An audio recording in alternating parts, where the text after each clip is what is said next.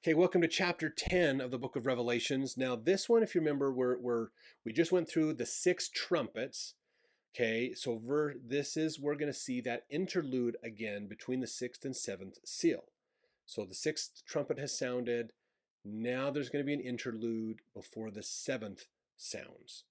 So this is again that time gap that we have no idea how long this gap is. Therefore, we can't predict the seventh seal. Thus, we can't predict when Christ comes, all those kinds of things. We're going to see that here in this chapter. So verse 1, and I saw another mighty angel come down from heaven, clothed with a cloud. So this is not just an angel, but a mighty angel. So this is more of a superior angel than the other ones that we've been seeing with the trumpets. This could be a reference to Daniel chapter 12. He saw a similar vision over there as well. Now realize this is another angel. This is not the seventh angel. So seventh angel hasn't sounded the trumpet yet. We don't have that one yet. And a rainbow was upon his head, and his face was as it were the sun, and his feet as pillars of fire. Now, this description seems like it could be Jesus, or again, another angel with that investiture of authority given to do these things in behalf of God or Jesus, basically. The cloud can suggest divine presence.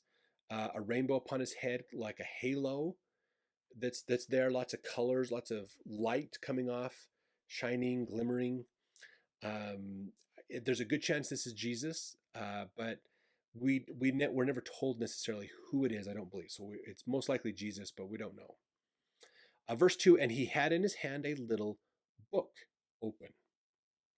So this would be a scroll in John's day, basically. This scroll is considered little, where the sealed one was not considered little. So this is a little scroll that this angel has that's open. This might be a different scroll than the previous one then. If that's the case, if this is a little scroll, so it's smaller than the previous one, therefore it's a different scroll than the one that just had the seven seals opened on it. This is better translated as scroll since it's basically the same word in Greek for both. So it can be the scroll that Jesus opened in Ezekiel. He is to read it and ingest it as well. Some think it might be a second scroll, but the first scroll has not been read yet. Most likely it is a scroll from God that Christ broke 7 seals and opened, so it could be that one. This is part of the challenge, is the author of Revelations is not giving us enough information to know exactly if it's separate or different, or if it's the same. So we're not sure on that.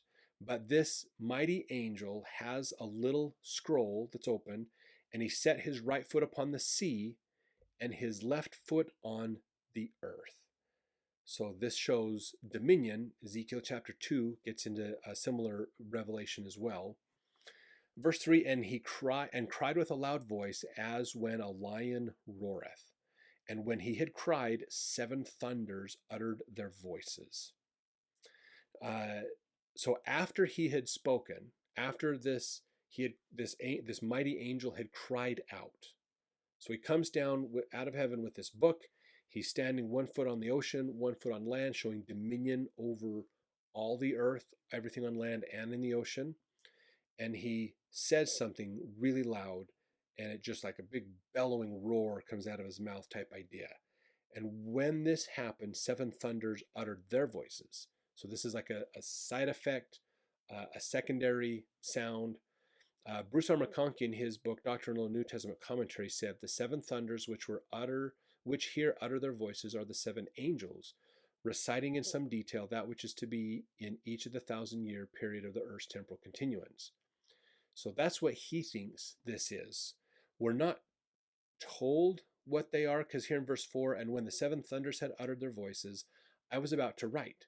And I heard a voice from heaven saying unto me, seal up those things which the 7 thunders uttered, and write them not. So we don't know what they said.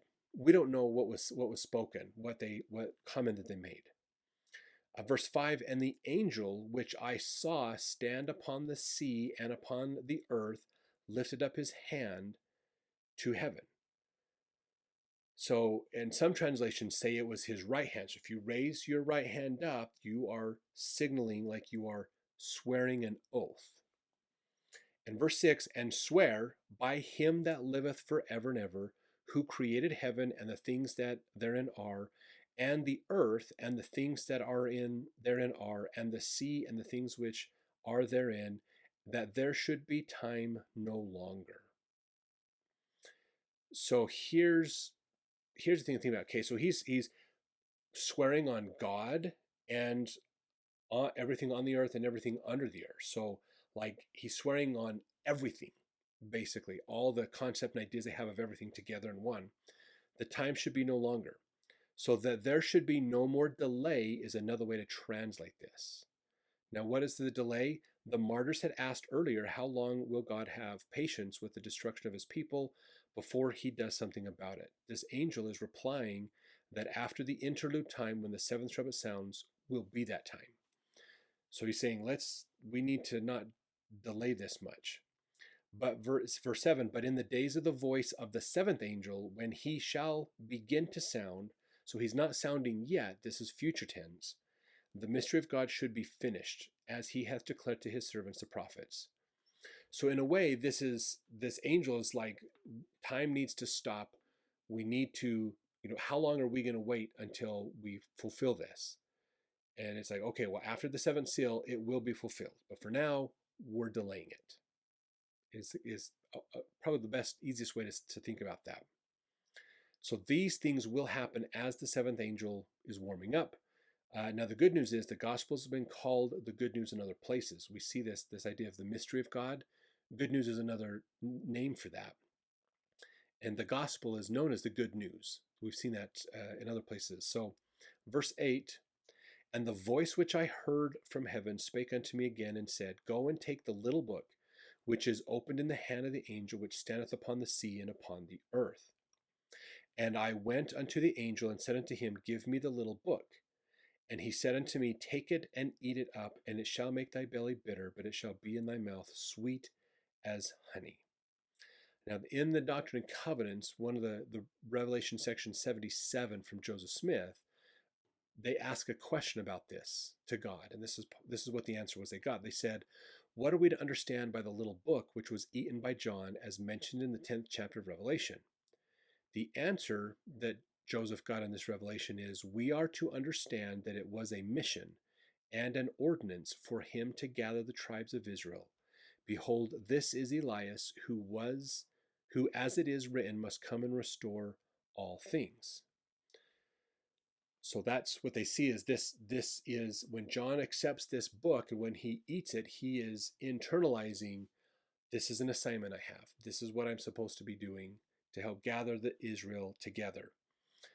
To say it shall make thy belly bitter can mean poisonous.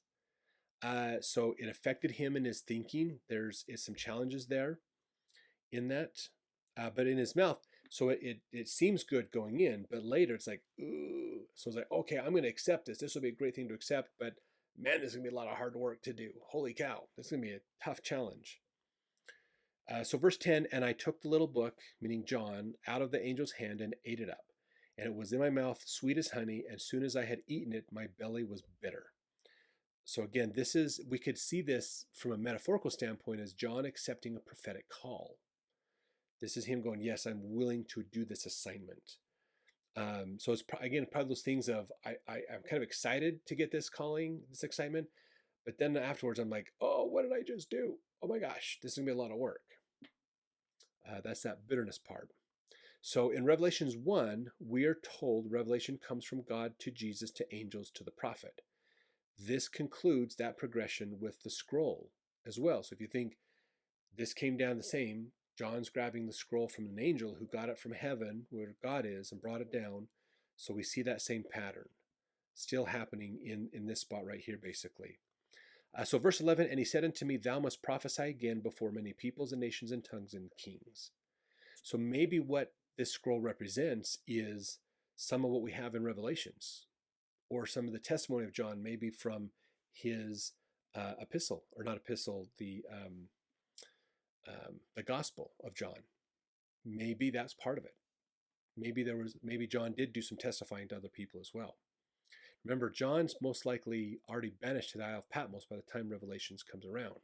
and he's later let go. So maybe after he gets let go, he does some teaching and preaching to kings and others and is able to have an influence on them. So that's chapter 10 of the book of Revelations. Hopefully you're enjoying these videos. If you do, make sure you like the videos, subscribe to the channel, share links to these videos out so more people can see them. If you have questions, put it in the comments.